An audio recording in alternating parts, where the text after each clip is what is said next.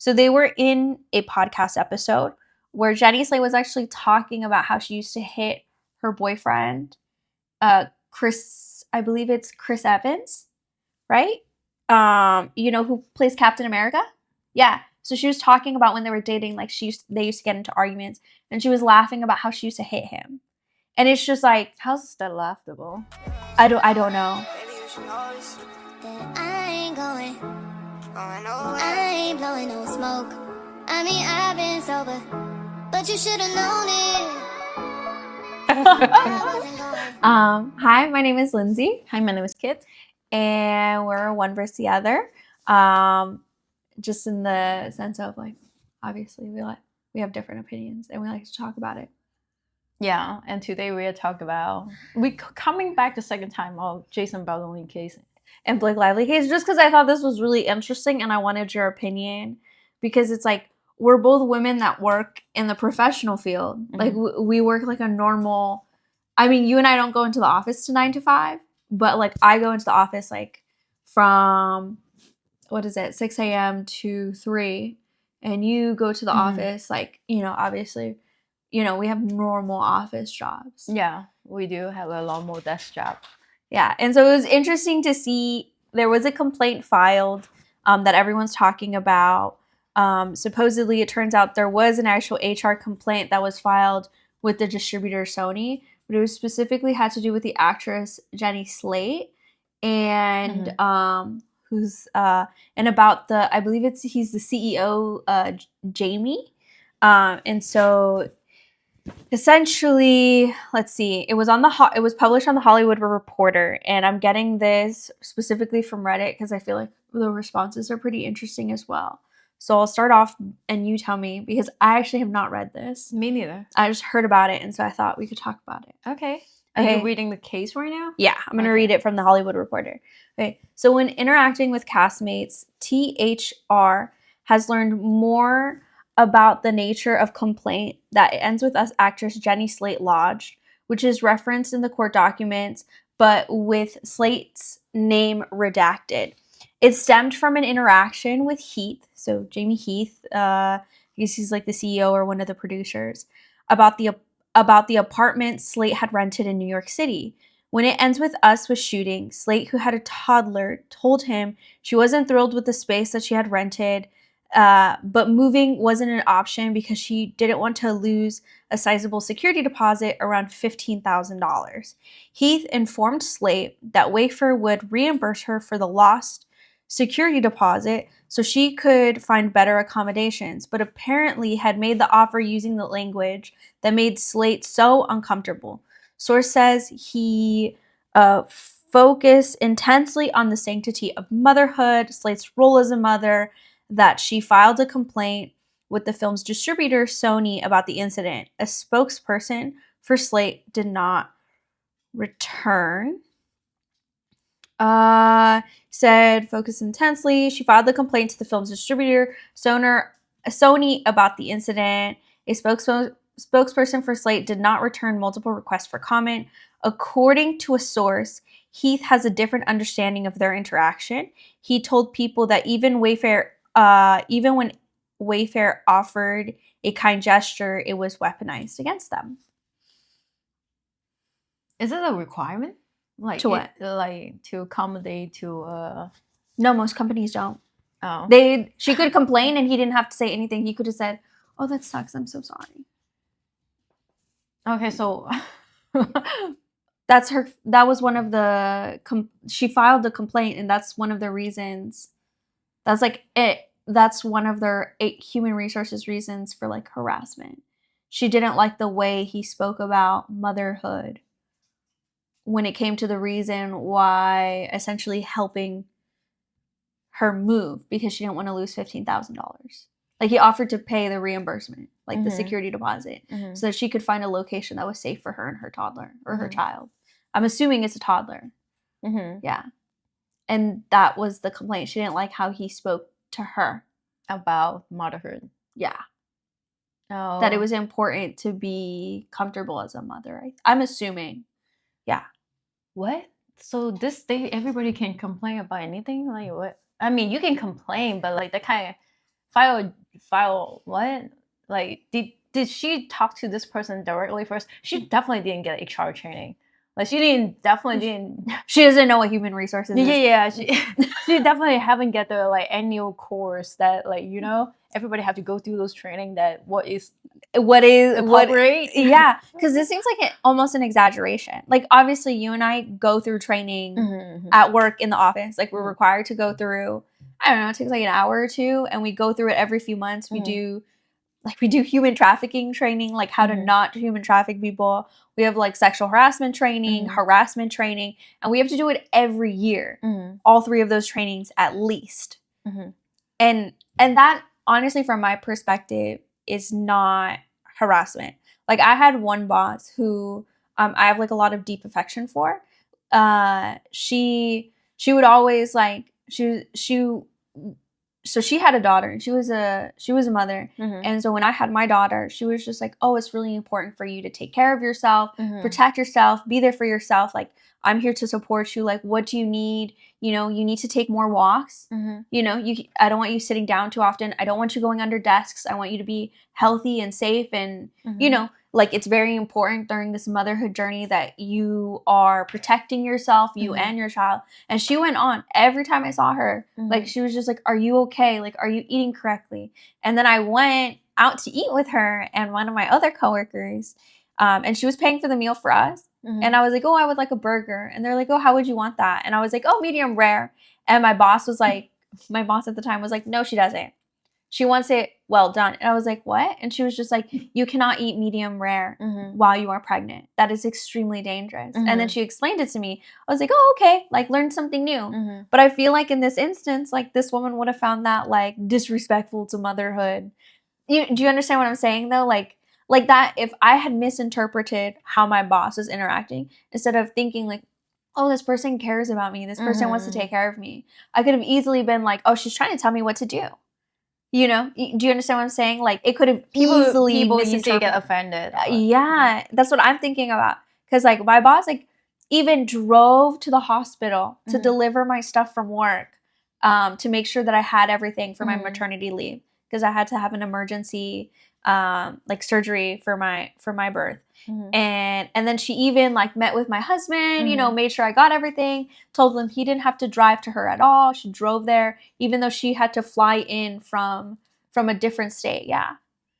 Like, I mean, your boss is like out of the league. I don't know. But that's how I interpret this though, right? Like, he offered to pay her 15. Like, what it meant out of the league is like being a good thing. Yeah, no, you're right. Yeah, good thing. Yeah, because like I don't see any other boss that I dealt with. Maybe they're not a female boss, I don't know, but I've never seen a person that is like such a go out their way to be caring. Yeah, she was the first boss that ever did something like that for me. Oh, okay. Yeah, that was the first boss. But honestly, like, we were a small unit. Like, the contract we were working on was like extremely small. Like, obviously, she interacted with a lot of people. You know, she had to maintain like a really healthy relationship with all the clients, and she worked really hard. But I always felt like she cared, and it made me want to work harder because she cared. Like, I wanted to do my job, and I wanted to do it well. Like, and if it meant like me stay, like, at one point, like, I had to stay while I was pregnant, I had to stay till midnight on site on a rainy day for something that we were doing for the client. And she was just like, Lindsay, you could have left. Like, you're pregnant. I was like, no. Like, I'm going to do this. Like, it's okay. Like, I don't mind sitting here in the office till midnight. Like, it's not a big deal. I didn't get home till like 2 a.m. Oh, wow. Like, I don't know about that. Like, that's you. No. But like, it made the effort that she put into me, I wanted to put it back into her, because it's like, people don't do that. And I feel like that's maybe the misinterpretation. The intent was probably from possibly Jamie to this actress was like, oh, you need the best support in your personal life so that when you come to work, you put your best effort, you know, like pay it through. And it's just like, I don't understand how it's like, it just sounds such a weird thing to complain about to me. I feel like the case itself, I mean, if you really feel like harassed, she didn't describe what the harassment is. Like, yeah, like, it's so vague. Like, it's what? Like, that's not what? Her. Like, I'm doesn't so sound confused. like, yeah. Like, unless it's like, I can't think of a reason that that's actually like a good reason to complain about. Like, unless he said something like degrading about being a mother, or he possibly could have said like, oh, like, you know, you probably need more time to spend with your kid because you probably don't spend enough time with your child. I could see maybe if that's what he's saying, but that doesn't sound.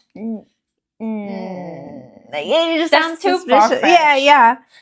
I mean, like, I'm just trying to like. So what has to have this to do with the case? So so her name is redacted, but it's in the complaint, Blake Lively's new amended complaint that they filed on the 15th. Supposedly they have her name redacted, but this is she's trying to compile more women into her complaint to make it more credible against Jamie Heath and Justin Baldoni and the Wafer production company.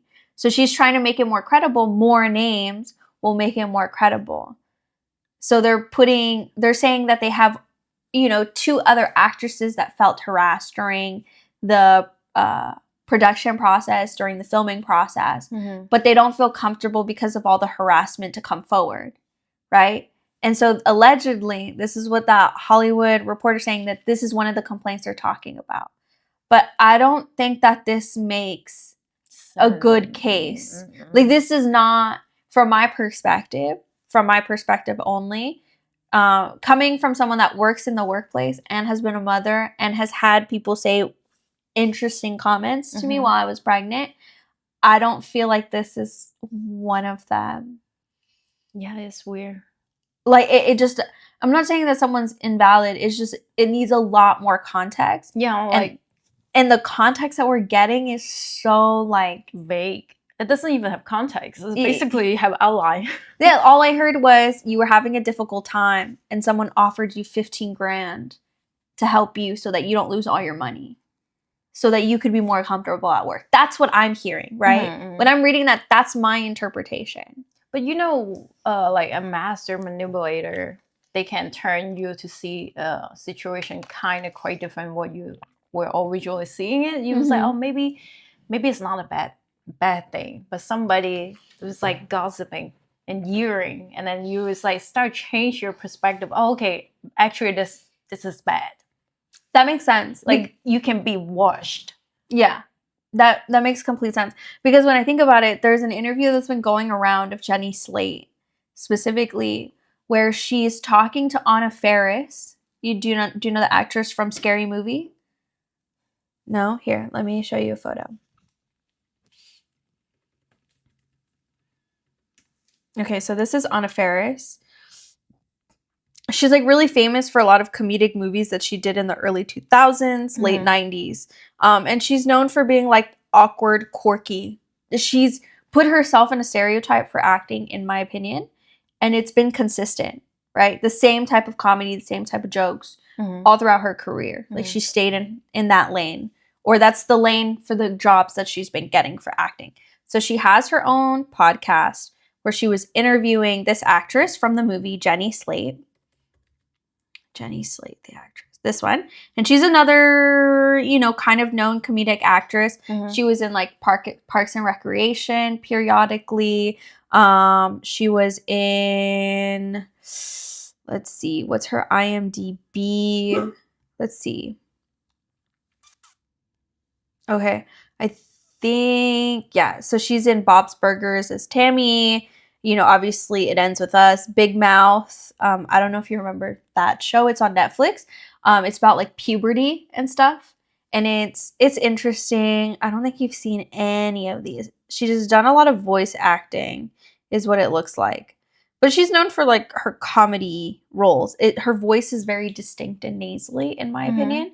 So they were in a podcast episode where Jenny Slate was actually talking about how she used to hit her boyfriend, Chris, I believe it's Chris Evans, right?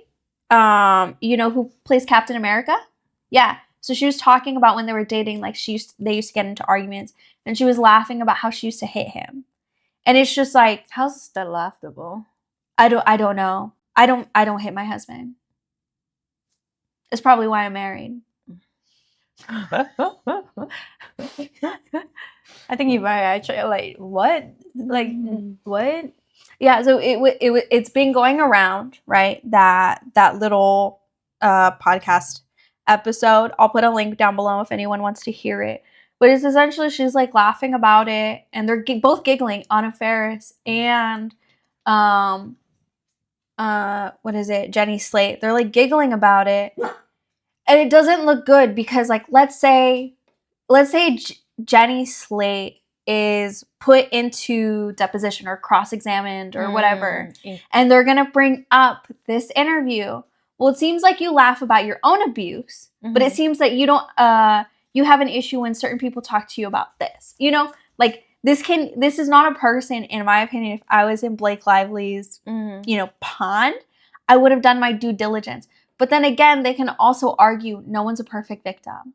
Yeah, no one's a perfect victim. They could possibly make that argument that maybe she suffered from past abuse, which caused her to become abusive, which makes her very sensitive in her motherhood and if people make comments and stuff like that. But if that's something you knew you were iffy about, then in my opinion, you shouldn't be talking about motherhood or your issues at work at all. If you're easily offended. I don't think she was aware that was Evie. Like, if they laugh about it and they even post it, like, so I don't think they were thinking that is not okay. Like, they probably maybe they were joking, like heat, like you like a love play or love hit. I don't know. But like if you're saying like I'm hitting someone during an argument or when we're disagreeing, the interpretation I'm having as an outside perspective, like you're hitting someone or you're hitting someone, which either one is not okay in an argument. No matter it's a guy or girl. Yeah, like, that go both way. Like why you put your hands on the other person? Yeah, so it's like. I don't know if they were like keying it up, Blake Lively and Jenny Slate, so they became very close, and this is what made them, probably decide to put her in the complaint era, like their new amended complaint. But I personally don't think it's a good idea. I don't know what you think, but it's like, is she get so up in the court, or did she accept it, or she refuse it? So supposedly, this is what happened in the beginning. They said that they wanted an amendment where they got like a few months to make their amendment. Judge rejected it, slammed it down, said, no, you have to turn it in by this specific date, which was this last Monday, which was a holiday, right? So then they moved it to the 15th to midnight, right? And so during that time, they compiled their amendment complaint. But what a lot of people online are complaining about is that there's no receipts or no proof inside Blake Lively's new amended complaint. There's just like accusation. No new evidence. No new evidence. Just, new complaints. But no evidence to those complaints. Nothing new, nothing at all. Just new complaints. And their argument is, we're going to produce that during discovery, and we want to make sure that the judge will protect, the people who we're going to bring into this case, because a lot of people are harassing them. So they want to make sure that no one knows who's, bringing their complaint forward. She kind of have her fair point. If that is like, I let it slide. You have evidence, bring it up. Like, I guess that's fair. Sometimes people feel afraid, right? You get retaliation, you can get fired for your present job. They didn't know that you were in that case. Now you are. Guess what? We drop you. Like, well, all these people supposedly supported her, right? During the process of her harassment, right? And when she publicized her harassment in the New York Times, Jenny Slate and Brendan Sklenar, right? Both supported her publicly. Like, check out this link. Check out this link to this New York Times article, right? If you're going to support this person for this, stand on business. You're an adult. Or maybe later on they found that they actually got manipulated. Yeah. Then come out. And if you're going to stand on business supporting this woman, right? If this complaint is true, you came forward and you stood on business. So either you stand on business permanently where you're just saying, I support her. I believe her. I saw these things, right? Check out this link. I'm going to keep referencing this link. Like, this link is true, right? But if now, you know, in recent interviews, they either aren't saying anything or they're avoiding, you know, they're avoiding the topic, right? Then say, hey, I don't know anymore. I don't know who to believe anymore. So I'm going to wait until after the court case is over. That's a fair point. That's a very, I think that's like very good response. Yeah, like you can say like, I don't know anymore. I'm confused. I don't know who to trust, right? Because they're both damning evidence and I don't want someone to be lying about another individual, but I also don't want another individual getting harassed. But I don't know what to believe. And I think the individual who took the best route in this was, let's see, It Ends With Us, right? There's an actor from It Ends With Us. It Ends With Us. Okay, right. Let's see, not him. Let's see. So that's Justin Baldoni's wife, by the way. Oh my gosh, she's pretty. She's very pretty, yeah.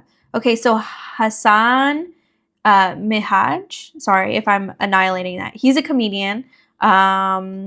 Response to It Ends With Us.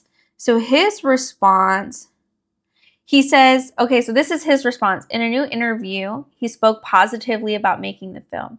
I can't speak to what other people's experiences are, but everyone was very professional and cool to me. It was lovely and everybody was lovely. And it's just disillusioned me because I'm like, what happened?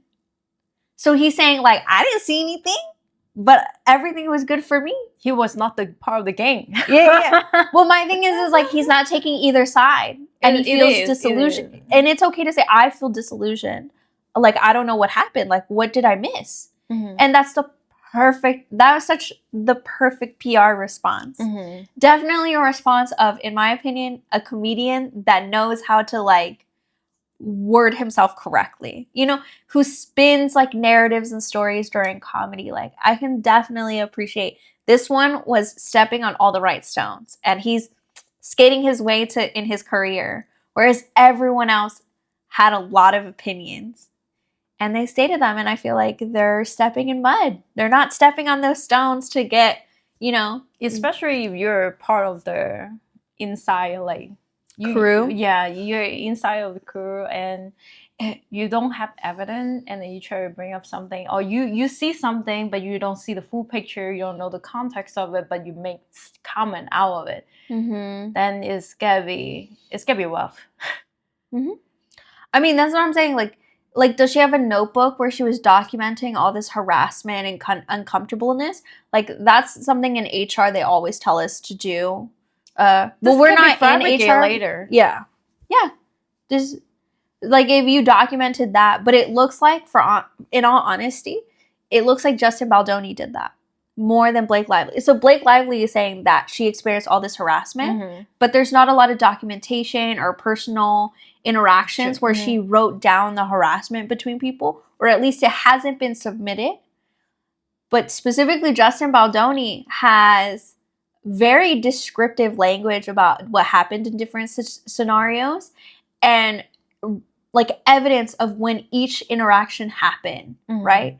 And it very much reads of someone who is documenting human resources was involved, you know, some type of documentation to understand the harassment that he was going through, you know, behind the scenes. Like, it looks like he was the one that wrote the diary for the harassment, whereas Blake Lively did not. She's just stating statements. But I don't know, because she came out and said, Blake Lively said that essentially she makes in the complaint like that she was so confused and so harassed that she didn't think to go to her union for protection. And she didn't know how to file a complaint. The problem with that statement then is, why her husband is not acting like they know what's going on. Like, you go home and you tell your husband you get being harassed, and then I'm pretty sure somebody in your friend group was smart enough to tell you that let's do something about this. But the problem is that she has filed complaints to her union before in other sets. Oh, so she contradicts herself. Yeah. Because I guess a makeup artist had had put lipstick on her lips with his finger, and she felt that it was disrespectful and uncomfortable and a form of harassment to place the makeup on her with his finger, and so they let that person go. And she went to her union then, supposedly, in that instance, in a prior instance. But the thing that's really interesting is that if you think about like using your finger to put makeup on a model's lips is very regular practice. Like there's Bobbi Brown. She has a famous makeup company. There's a bunch of famous makeup artists who say the best way to put makeup on a model is through your fingers. They talk about it all the time. So it's just like, I don't think that's harassment. It's just some people use a beauty blender, right? That like do sponge. Some people use brushes, and some people use their fingers. I think, but that part is kind of blurry, right? Yeah, it is blurry. Like you feel uncomfortable, does that make person harassing you? I think you with intent. Yeah, that is the key point. Intent, yeah. I agree with you. Unintentionally make somebody uncomfortable, and if somebody address you, okay, I got it. I won't do it again because I didn't know I make you uncomfortable because I don't know. But if I intentionally know that will make you uncomfortable, that is harassment. Yeah, that's fair. But I feel like that's what it takes. Like, what's wrong? Where have we come to in society that we can't just say like, oh, sorry, I don't like that you're using your fingers. I'm really sorry. Like my skin is very sensitive. Do you mind using like cleaned brushes? Or at least if you're touching me with your hands, can you please go wash your hands? If you don't mind, like more than normal, just because that would make me more comfortable. Sometimes the incident or the moment is happens so quick. Like you're doing the makeup at the moment and they start doing it already. So maybe that person is like, oh, I don't like it. Yeah. At that moment, like you're already done. By the way, you already put that on already. Yeah. But I don't know why this person didn't speak up or didn't say anything. But they have mentioned that sometimes people are not comfortable to speak up. That's fair. That's fair. Sometimes, what is there? Flight, fright, or freeze? Yeah. That's your reaction to something happening to you. But also, it make me feel like this person is very shallow. Like you never seen. Like it's like you live under a rock or something. Like this is so common practice. It's in the world, in everywhere. You do it, like and then you feel like some type of way because is it because your position or is it because you're a talent? I don't know, but what I find suspicious about these instances is these aren't new actresses, right? So for instance, they have decades of being in the business, both of them, right? Jenny Slate and Blake Lively, sorry, or my brain. They have decades in the business. So if you know that you pay into a union, right, and they protect you, and on other instances you have prior history of protecting you, this is where your complaint kind of rings like an alarm bell in my ear. Is like, if you know all this, why did you decide to go to the distributor, both of you? It sounds like collusion to me, right? You guys went to the same person. I feel like it would ring more true to me if like you guys went to your union, the people that are supposed to protect the actors, like the people you pay. And it's like the only reason why you would go to the distributor, right, specifically the third party in this business, in this interaction, is if you want to take some control or power away from someone. Or fire someone. But in the end, like, you could even do that with the union. You could get someone fired through the union. Yeah, but or get someone get moved on the headline. Yeah, that's fair. But I don't know. It seems suspicious. Like, I mean, it's fishy. It does smell fishy. Well, what do you think? What do you think about this complaint and then the case progression? Yeah, because it looks interesting. And it seems like a lot of people, even in Reddit, someone says, if you find yourself agreeing with Candace Owens, you're on riding the alt-right pipeline and you should probably skip immediately. I don't understand with agreeing with someone on one topic has to do with becoming all of a sudden all right. But okay, fair. I'll link these Reddit posts down below.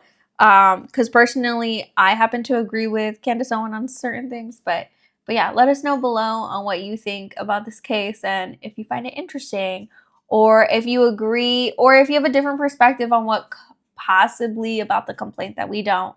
And draw it from your own conclusions. Yeah, like leave us a comment so we can actually read through it. Yeah, thank you. Bye. I ain't going nowhere. I ain't blowing no smoke. I mean, I've been sober, but you should've known it.